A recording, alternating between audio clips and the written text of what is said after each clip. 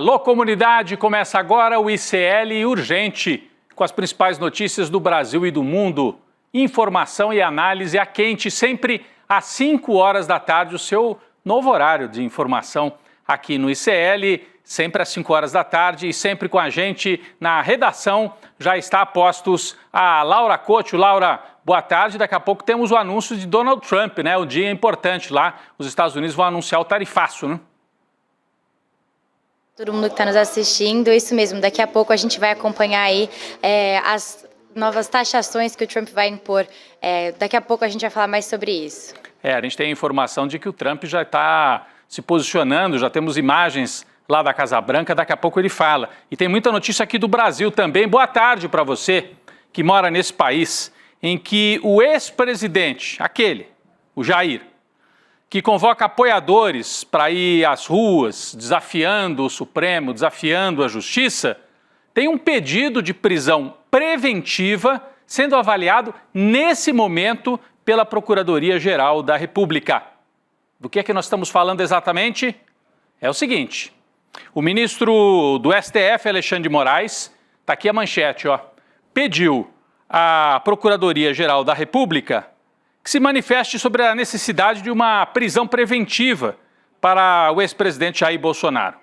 O pedido foi assinado pelo Alexandre de Moraes no dia 18 de março, mas só hoje é que a notícia foi revelada pelo jornalista Paulo Capelli, do site Metrópolis. É a manchete que nós temos aqui, Então, o Moraes pediu que a Procuradoria-Geral da República se manifeste. A Laura vai explicar já para a gente os detalhes disso.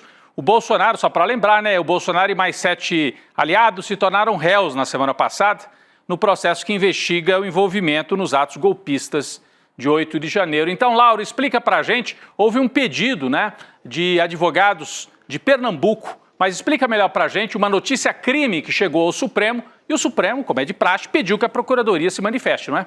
Isso mesmo, o pedido foi assinado pelo ministro Alexandre de Moraes depois de analisar uma notícia-crime protocolada contra o ex-presidente Jair Bolsonaro pela vereadora Liane Cristina Cirne, do PT do Recife, e pelo advogado Vitor Fialho Pedrosa. Eles afirmaram, eu vou aqui, abre aspas, ao incitar a animosidade popular contra o Supremo Tribunal Federal, o órgão responsável pelo julgamento do processo no qual figura como parte o noticiado Jair Bolsonaro não apenas atentou contra o regular andamento da ação penal, mas também buscou de forma direta e indireta obstacularizar o curso legítimo, comprometendo a imparcialidade e a integridade da jurisdição. Rodrigo, o ministro Alexandre de Moraes quer que a PGR avalie se a prisão do Bolsonaro é necessária a fim de garantir a ordem pública e a instrução processual. Vale ressaltar aqui que as prisões preventivas podem ser decretadas pela Justiça antes mesmo do réu ser julgado, como é o caso do Jair Bolsonaro. Rodrigo.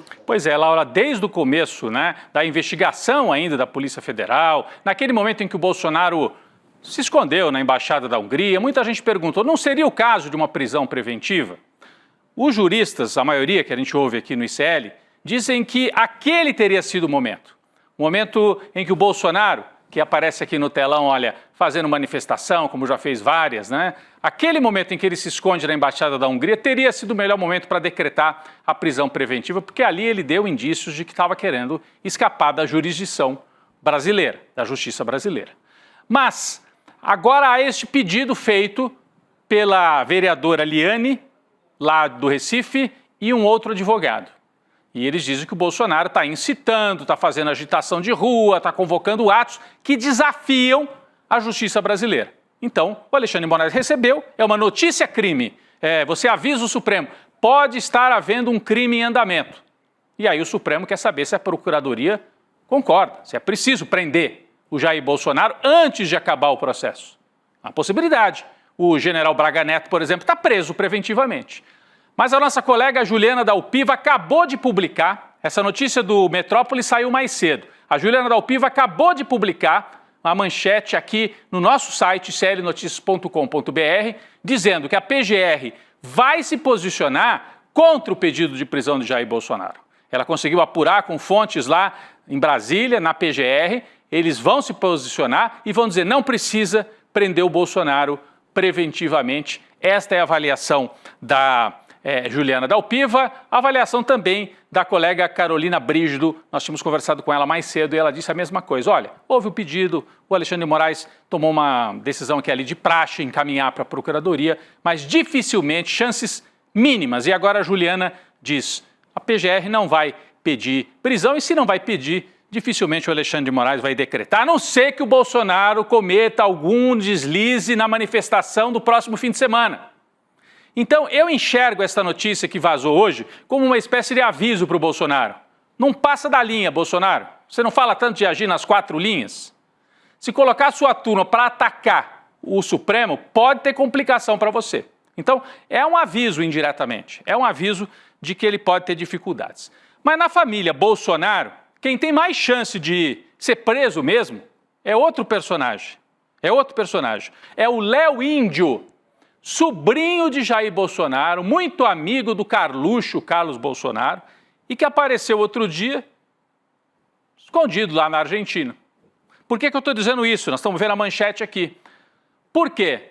No caso do Léo Índio, aí sim, a PGR se manifestou a favor de prisão preventiva para ele, justamente porque o cara escapou para a Argentina, o sobrinho do presidente. A Procuradoria emitiu ontem à noite esse parecer, dizendo que é necessário prender o Léo Índio preventivamente, justamente porque ele está mostrando indícios de que pretende escapulir se for condenado. Ele já é réu e pode ser condenado pelo envolvimento nas ações golpistas de 8 de janeiro. Aqui ele aparece com o primo e amigo Carlos Bolsonaro. Ele está na Argentina há mais de 20 dias, o Léo Índio, e agora teve o pedido, a qualquer momento, o Alexandre de Moraes pode decretar a prisão preventiva do Léo Índio e que, portanto, passaria a ser um foragido na Argentina. Laura Couto tem mais informações sobre este caso do sobrinho de Jair Bolsonaro. Laura. Rodrigo, para a PGR, o Léo Índio descumpriu a medida cautelar alternativa à prisão, além de ter demonstrado descaso com a aplicação da lei penal e desrespeito em relação às decisões do Supremo Tribunal Federal. O Léo Índio afirmou que buscou asilo político na Argentina para preservar sua integridade. Mas para a PGR, a ida para a Argentina, além de ser injustificada, é uma causa hábil para autorizar aí a custódia preventiva, Rodrigo. Pois é, então nós temos o Jair Bolsonaro com uma notícia crime, provavelmente a PGR vai dizer que não precisa prender, até um cálculo político, não gerar mais um fato a essa altura em que ele já é réu, mas no caso do Léo Índio, até porque ele escapou, foi para a Argentina, aí sim, provavelmente prisão preventiva nos próximos dias. Enquanto a família Bolsonaro vai aí virando notícia, com pedido de prisão para lá e para cá, avança também a pressão pela aprovação de anistia no Congresso Nacional. Ontem a gente discutiu bastante isso aqui no ICL Urgente e no ICL Notícias, segunda edição. Hoje veio uma fala até surpreendente no meu ponto de vista. O presidente da CCJ, Comissão de Constituição e Justiça do Senado, Otto Alencar, que é afiliado ao PSD da Bahia, disse numa entrevista ao UOL que os ministros do STF com quem ele conversou não têm e não vem como uma afronta, não tem nenhum impedimento, não vem como uma afronta a aprovação eventual de um projeto para anistiar os golpistas do 8 de janeiro. O senador admite pautar esse projeto no Senado, desde que tenha apoio da maioria dos líderes ou dos senadores. Disse que reconhece que Alexandre de Moraes foi o responsável por respirarmos a democracia, nas palavras dele, mas que, ao mesmo tempo, não existe um Deus intocável nos tribunais que não possa ser contestado. Essa é a fala de Otto Alencar. Por que eu disse surpreendente? Porque o Otto Alencar é do PSD do Kassab, mas é um dos parlamentares do PSD mais alinhados com a centro-esquerda. Na Bahia, ele é aliado ao PT. Ele teve uma participação importante na CPI da Covid, questionando os absurdos do bolsonarismo. Ele não é um bolsonarista, ele não é da extrema-direita, ele é um homem de centro e com bom trânsito com o PT da Bahia, mandando sinais nesta entrevista de que pode pautar o projeto da anistia no Senado. Eu entendo da seguinte forma, está querendo valorizar a posição dele. Por quê? O projeto da anistia tem mais chance de passar na Câmara e o governo conta com o Senado para barrar. E o Otto Alencar aparece e diz, eu não vou barrar a princípio, posso até botar em votação. Se quiser barrar, o Alcolumbre vai ter que falar comigo, que é o presidente do Senado. Então, o jogo se complica, tem um personagem novo aí, que nem é bolsonarista, dizendo, podemos até discutir a anistia. O que, no meu ponto de vista, é péssimo para o país, gera instabilidade e pode ser visto, sim, como um desafio ao Supremo. Apesar do Otto Alencar, malandramente, dizer, não, eu conversei com os ministros, eles não têm nada contra. Não é bem assim. O Supremo está preocupado, está de olho nisso e vai fazer o que for necessário para evitar que esse projeto da anistia avance. Mas vamos agora para uma notícia importantíssima. Exclusivo. Nós vamos mostrar agora detalhes da trama da direita bolsonarista com os operadores do mercado financeiro, com a Faria Lima. Com qual objetivo? Destruir o governo Lula. O ICL teve acesso com exclusividade a um áudio em que Ciro Nogueira, presidente do PP, Partido Progressistas, ex-ministro de Bolsonaro, conversa com integrantes do mercado financeiro sobre o governo Lula.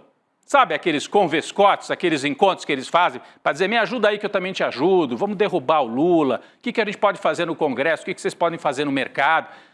Todo mundo já ouviu falar disso, que tem esse acerto entre a direita, a extrema-direita e o mercado. Mas agora nós temos uma prova, um áudio exclusivo, obtido com exclusividade pelo ICL. O Ciro Nogueira participa de uma reunião dentro de um auditório do Banco BTG Pactual. Reunião que aconteceu nesta segunda-feira, nesta semana, estamos falando de algo desta semana. O Ciro Nogueira disse ser contra o impeachment de Lula, chega até a falar da palavra do impeachment, mas diz, não, eu sou contra. Eles preferem sangrar o Lula. E o Ciro Nogueira explicita, então, na conversa com agentes de mercado, qual seria a estratégia para tirar Lula do jogo em 2026. Vamos ver esse áudio, vamos ouvir. É muito semelhante ao que aconteceu com o governo Dilma, quando o nosso partido saiu e desencadeou todo o processo de impeachment. Só que uma coisa é você tirar Dilma, que tinha naquela época, porque eu costumo dizer que quem faz impeachment de presidente não é o Congresso, é a população. A Dilma foi tirada porque ela tinha 7%. O Lula tem um peso de 30%. Então não vai cair dele. Um presidente com 30%, não tem como você decretar um impeachment do presidente. Então, e eu acho que seria muito traumático para esse momento econômico. Ou seja, ele dá a entender que gostaria do impeachment, mas que não dá para fazer porque o Lula tem 30% de apoio. É um áudio longo, com quase 1 hora de duração, em que ele troca figurinhas com o pessoal de mercado. Vamos ouvir um outro trecho dessa mesma reunião, em que o Ciro Nogueira decreta o fim político do Lula, no entendimento dele. Vamos ouvir esse outro trecho. Agora não vai ser tentado. Certeza que não vai sair da vida pública depois de uma trajetória de tantas vitórias, com uma derrota em que ele tem possibilidade de perder até no próprio Nordeste. Então, acho que é irreversível a questão da popularidade dele. Acho. Eu faço pesquisas qualitativas e as pessoas não veem mais capacidade do Lula de transmitir otimismo, esperança na vida delas. Não tem mais essa capacidade. Isso está muito claro. Inclusive, não falo nem no resto do país, mas inclusive no Nordeste. Veja, as pessoas já estão um efeito um pouco baile. Não tem mais expectativa desse atual governo. É um governo velho, né? O Ciro Nogueira foi ministro do Bolsonaro e previa que o Bolsonaro seria reeleito. Previa que ninguém derrotaria o Bolsonaro. Fez uma série de previsões em 2026, em 2022 e errou quase todas. Ele é um senador pelo PP do Piauí, por isso que ele ressalta muito, até no Nordeste o Lula está mal, até no Nordeste ele perderia. E ele dá como certo que o Lula nem vai ser mais candidato em 2026. Isso não é verdade. Isso é uma mistura de previsão com torcida. Hoje a situação do Lula está longe de estar tranquila. Mas esse tipo de articulação, de conversa, mostra em que ponto que nós estamos. Rodamos aqui 2 desses trechos. Mas daqui a pouco, no ICL Notícias, segunda edição, com a participação da Heloísa Vilela, do Leandro Demore, do Chico Sá, da Gabi Varela, do nosso timaço aqui de jornalistas e analistas, Nós vamos ouvir outros trechos. A Heloísa Vilela vai trazer mais contexto e análise desse áudio obtido com exclusividade pela equipe do ICL. É uma prova dessa, se precisava, né, dessa parceria, desse bate-bola entre a direita partidária e o mercado, que desde novembro estabeleceu uma espécie de terrorismo no Brasil. As contas explodiram, não tem mais jeito, esse governo acabou. Isso foi feito pela turma de mercado, né? Especulação com dólar. Depois vem o ataque com o Pix, aí foi o ataque da extrema-direita bolsonarista nas redes. A popularidade caiu. Ao cair a popularidade, permite que o Ciro Nogueira faça esse tipo de previsão e aí pede para o mercado ajudar, estabelece cenários, fala do Bolsonaro, fala do Tarcísio, uma série de outros detalhes que você vai ver daqui a pouco no ICL Notícias, segunda edição. Eu convido você, portanto, para ficar aqui com a gente e acompanhar os outros trechos e análise dos jornalistas da nossa turma aqui do ICL. Bom, falando em popularidade, em presidente Lula, saiu hoje mais uma pesquisa. Ontem nós trouxemos a pesquisa da Atlas, que até mostra uma certa estabilidade, a de ontem, né? Parou de cair, né, a aprovação do Lula, está assim, estabilizado segundo a Atlas. Já a Quest, que tem uma outra regularidade, tinha feito a última em janeiro e agora fez uma em fim de março, mostra que aumentou a desaprovação do Lula. Aqui está o gráfico principal da pesquisa. E olha como bate com o que eu estava falando. Até novembro, dezembro, quando começou aquela história de descontrole das contas, o dólar explodiu, o governo perdeu o controle, até novembro, dezembro, o Lula tinha mais aprova do que desaprova. É a curva azul. Quando vem novembro, dezembro, vira o jogo. E aí agora o Lula tinha 49% de desaprovação em janeiro e subiu para 56% em março de desaprovação contra 41% de aprovação. Abriu a boca do jacaré aqui, segundo a Quest. O que é preocupante para o governo é que esta queda na aprovação e o aumento da desaprovação acontecem também em setores como moradores do Nordeste. É verdade que no Nordeste, segura um pouquinho, gente, não é esse gráfico ainda, Moradores do Nordeste, ainda o Lula tem um saldo positivo, mas diminuiu. Ainda no Nordeste ele tem mais apoio do que crítica, mas diminuiu. E entre as mulheres, cresce a desaprovação ao Lula entre as mulheres que garantiram a vitória em 2022. São dois públicos que passam a desaprovar o governo. E por quê? Qual é o motivo principal? Aí sim, vamos lá, Vitinho. Aí nós vamos para esse gráfico aqui, né? É o preço dos alimentos. A pesquisa mostra que, quando você pergunta, o preço dos alimentos no último mês subiu, 88% das pessoas dizem subiu. Né? Já faz muitos meses que as pessoas têm essa impressão, mas agora ficou algo avassalador, né? E alimentos, café, ovo, isso tudo bate muito. A renda não dá para fazer a compra completa no mercado, essa é a impressão que chega para muita gente. Bom, o que o Lula teria de positivo? Aos programas sociais. A imensa maioria reconhece a importância dos programas sociais. Bolsa Família, Pé de Meia, Minha Casa Minha Vida, etc. Mas, olha o outro gráfico que vem aqui, olha que interessante. Quando pergunta para a pessoa, você acha que os programas sociais são direitos que ninguém tira ou eles podem ser tirados dependendo do governo? A maioria acha que são direitos que ninguém tira. Isso aqui muda tudo no jogo para o Lula. Porque nos outros mandatos, o Lula era visto como o pai dos programas sociais, Bolsa Família, Minha Casa Minha Vida, etc., recuperação do salário mínimo. As pessoas, as novas gerações e até as antigas já veem isso como isso é um dado da realidade. Qualquer governo vai manter, o que não é verdade. Porque nós vimos que direito trabalhista, por exemplo, eles mexeram recentemente. Mas 51% dizem que os programas sociais são direitos, ninguém tira. Então o impacto de um programa social não é mais o mesmo lá do começo, quando o Lula fez o primeiro mandato, o segundo mandato. Isso muda. Mesmo quando ele vem e faz o pé de meia, tem um impacto, mas é menor, porque as pessoas acham isso é direito, tanto faz quem estiver na presidência, muda muito pouco para mim. Bom, um outro dado importante, né? Vamos para o último gráfico aqui, em relação à questão do imposto de renda. Se houver isenção para quem ganha até R$5.000, vai ter um impacto para você? Aí perguntaram para as pessoas que vão passar a ser isentos, né? Aqueles que ganham até 5 mil.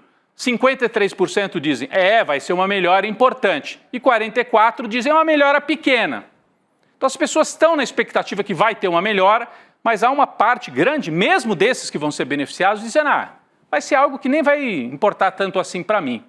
Então você veja que o Lula tem condição de dar uma virada na popularidade? Tem, mas o caminho não é fácil. Programas sociais não bastam, imposto de renda vai ser importante, mas sozinho também não basta. Vai ter que ser uma operação de muita coisa ao mesmo tempo e baixar os preços dos alimentos, tudo ao mesmo tempo agora, para ter chance de recuperar a popularidade. É o resumo da pesquisa Quest que eu queria trazer aqui para vocês. Vamos continuar acompanhando. Falta muita água, né, para rolar ainda até 2026, mas é um retrato desse momento importante para a gente. Vamos mudar de assunto agora. Donald Trump nos Estados Unidos. Nós temos imagens lá da Casa Branca. Temos imagens da Casa Branca. Donald Trump, nesse momento, anuncia o tarifaço. Vamos acompanhar um trechinho e ver se a gente consegue trazer uma atualização aqui do que ele já anunciou. Vamos lá. Took years and years to get out of that depression, far longer than even FDR had that office right over there for a long period of time. The ramp system, that's rather intricate, was built because of him, and every time you walk up, you think of him, and he did a great job in many ways. Começou agora há pouquinho, enquanto a gente estava aqui no início do programa.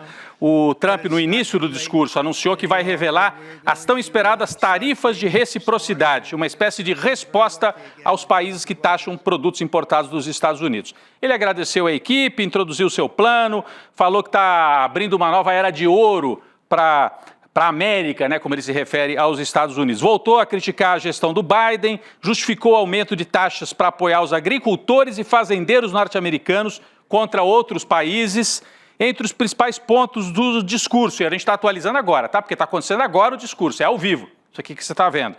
Tarifa de 25% para todos os automóveis estrangeiros importados pelos Estados Unidos a partir de meia-noite. Isso vale para automóveis. Eu estou, assim, curioso para saber de autopeças, porque o Brasil exporta autopeças também para os Estados Unidos. A gente vai seguir acompanhando e a qualquer momento, aqui no ICL Urgente ou daqui a pouquinho no N2, trazemos mais detalhes. Mas o anúncio do prometido tarifaço acontece agora lá na Casa Branca. A gente tem repercussão já aqui no Brasil, não é isso? Laura Couto, da nossa redação, por favor. Rodrigo, o presidente da Câmara dos Deputados, Hugo Mota, e o relator desse PL da reciprocidade, né, esse projeto de lei, o deputado Arnaldo Jardim, do Cidadania aqui de São Paulo, eles decidiram que vão votar a urgência e levar a matéria à pauta do plenário ainda hoje. Esse projeto de lei permite ao Brasil tomar medidas em resposta a esse tarifaço que o Trump está anunciando agora e a barreiras comerciais impostas por outros países, como, claro, os Estados Unidos, aos produtos nacionais, aos produtos brasileiros. O relator diz que não vai fazer mudanças no texto, que foi aprovado no Senado ontem, em parceria entre o governo e a bancada ruralista. De acordo com esse relator, a Câmara vai votar esse projeto para demonstrar que o Brasil está unido na defesa dos seus próprios interesses e que ele serve como um guarda-chuva de proteção e não como uma medida de ataque aos Estados Unidos. Rodrigo. Importante. Então, o Brasil, uma espécie de consenso entre direita e esquerda, o Senado já tinha feito e agora o projeto de reciprocidade, dando as ferramentas para o governo brasileiro reagir a esse tarifaço que o Trump anuncia nesse momento. Mais uma notícia de hoje sobre o governo dos Estados Unidos, né? A informação de que Donald Trump pode tirar Elon Musk do governo, né?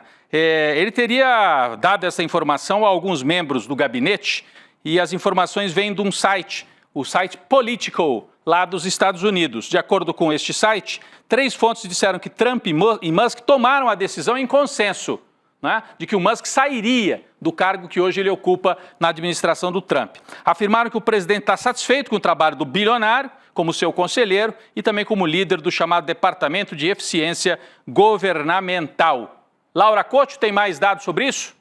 Rodrigo, pouco depois da publicação dessa notícia do Político, a Casa Branca afirmou que o Musk vai, sim, se afastar do seu serviço público, mas quando o seu trabalho no Dodge estiver concluído. A transição provavelmente corresponde ao fim do tempo de 130 dias que o Elon Musk tem como um funcionário especial do governo, que é um status que isenta temporariamente ele de algumas regras éticas e de conflitos de interesses. Então, esse prazo aí deve terminar no fim de maio. O anúncio da saída do Musk teria sido feito feito durante uma reunião de gabinete ainda no dia 24 de março, então no mês passado, Rodrigo. Mas no mês passado, mas agora, na semana passada também, foi há pouco tempo.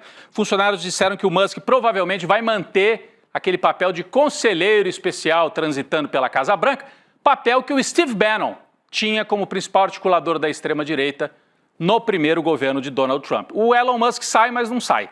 Sai, mas não sai. Continua ali palpitando e muito próximo do governo de Donald Trump. Vamos voltar para o Brasil, notícia importantíssima, né? A notícia sobre um dos deputados mais combativos da esquerda no Brasil, Glauber Braga. Glauber Braga. O Conselho de Ética da Câmara dos Deputados voltou a julgar a representação que pede a cassação do mandato do deputado do PSOL do Rio de Janeiro. O relator do caso, o deputado Paulo Magalhães, do PSD da Bahia, votou pela cassação do mandato de Glauber. Laura Couto traz para a gente mais informações. O processo andou, mas logo depois parou de novo. Explica pra gente, Laura. Foi isso mesmo. Essa representação contra o deputado Glauber Braga é de autoria do Partido Novo, Rodrigo. O processo alega que o Glauber quebrou decoro parlamentar ao expulsar da Câmara dos Deputados o militante do MBL, Gabriel Costernaro, ainda em abril de 2024. A votação acabou sendo interrompida por um pedido de vista do deputado Chico Alencar, do PSOL do Rio de Janeiro, que é aliado do Glauber Braga. O relatório deve ser votado aí na próxima sessão. Só que para impedir que o Glauber Braga tenha um mandato cassado, a bancada do PSOL decidiu recorrer ao Palácio do Planalto. Os deputados do PSOL e do PT pediram uma audiência com a ministra das Relações Institucionais, Gleisi Hoffmann, para falar aí sobre o assunto. O encontro está previsto para acontecer nessa quinta-feira, então amanhã, dia 3 de abril. A ideia é pedir que a Gleisi e outros integrantes do Planalto entrem aí na articulação política para evitar que o Glauber Braga seja cassado aí pelo Conselho de Ética da Câmara. Rodrigo. Vamos seguir acompanhando, seria um golpe muito duro aí para a esquerda, um dos deputados mais combativos, lembrando que o Glauber foi dos primeiros a colocar o dedo na cara do Sérgio Moro e dizer: você é um juiz ladrão. No futebol, o juiz que rouba, que não segue as regras, é juiz ladrão. E Moro, você é um juiz ladrão. Aquilo marcou um dos depoimentos de Moro ali no Congresso Nacional, mas não é só por isso. O Glauber Braga tem uma atuação muito combativa e a gente aqui do ICL vai seguir acompanhando os desdobramentos desse pedido, que agora avançou, né? E a esquerda se mobiliza para tentar evitar essa cassação do mandato de Glauber Braga. Vamos falar ainda sobre Câmara dos Deputados. Eu dizia agora há pouco na análise da pesquisa Quest que um dos projetos mais importantes para o Lula e que pode ajudar a reverter a queda de popularidade é a isenção para quem ganha até R$5 mil, isenção do imposto de renda. E quem é que vai relatar o projeto? A gente dizia outro dia, o PT abriu mão, vai permitir que alguém do Centrão seja o relator. Só que não é alguém, é o principal nome do Centrão. Foi anunciado hoje, Arthur Lira será o relator do projeto de isenção do imposto de renda. A escolha deve ser oficializada amanhã e foi anunciada hoje. Hugo Mota, presidente da Câmara, já adiantou que o texto vai ser alterado pelos deputados, que uma proposta alternativa está sendo elaborada pelo partido de Lira, o PP, o mesmo partido do Ciro Nogueira que apareceu nos áudios aqui, conspirando com o mercado contra o Lula. Olha como a vida do governo não é fácil. Está ali se equilibrando. De um lado, o Ciro Nogueira tentando acabar com o governo, e de outro o Lula assim negociando. Ô Lira, relata aí o projeto, ajuda a gente a aprovar, mas a que preço? De qualquer maneira, sem esse projeto, dificilmente o Lula consegue recuperação e precisa dos votos do Centrão para isso. Vamos voltar lá para a Casa Branca, nós temos o Donald Trump nesse momento ali com uma tabela na mão, me parece, né? Isso é uma imagem? É uma imagem, ele mostrando aqui impostos, China, União Europeia, Vietnã, Taiwan. O Brasil não aparece aí, hein? Nas tarifas que eles estão impondo. Está fazendo uma espécie de espetáculo midiático do tarifaço, né? Olha, a gente percebe que a extrema-direita no mundo inteiro deixou de agir tanto pela a pauta dos costumes e partiu para a economia. O Trump está fazendo exatamente isso lá nos Estados Unidos. Daqui a pouco trazemos mais detalhes sobre os anúncios, né, feitos por Donald Trump, os detalhes e as tarifas que podem atingir, inclusive, o Brasil. Você acha que investir e fazer seu dinheiro render é coisa só de milionário? Pois eu conheço um cara que vai te mostrar que investir não tem nada a ver com isso. Eduardo Moreira tem mais de 20 anos de experiência no mercado financeiro e preparou uma aula super especial, uma aula incrível para você aprender, né, como é que você pode fazer investimento. Até você que não abriu nem caderneta de poupança. tem medo, fica assim, não sei, eu vou perguntar para o meu gerente. E o gerente do banco, eles são legais, muitos, né? Mas às vezes também estão fazendo o papel de defender os interesses do banco. O Edu vai te mostrar tudo o que você precisa saber para começar a investir com segurança e rentabilidade, fazendo as suas escolhas, não a escolha do gerente do banco. Essa é uma aula aberta online gratuita do Investidor Mestre, programa de educação financeira e investimento pensado para você fugir das armadilhas dos bancos. Vai ser no dia 15 de abril, uma terça-feira, às 8 horas da noite. Não perca tempo, garanta a sua vaga no link. É só deixar o seu e-mail para receber o acesso. Então, você entra em iclurgente.com.br, iclurgente.com.br e faz a sua inscrição para participar dessa aula aberta do Investidor Mestre. Tá feito o convite? Laura, obrigado mais uma vez para você aí pela atualização, né? Hoje um dia quente com essa coletiva, esse pronunciamento do Trump. Obrigado, Laura. Daqui a pouco o Gabi Varela e Chico Sá, com toda a equipe de analistas, tentando entender essa informação exclusiva. O Ciro Nogueira, o áudio do Ciro Nogueira, conspirando com o mercado contra Lula. Eu também estarei lá no N2. O ICL Urgente volta amanhã. Obrigado, gente. Nos vemos.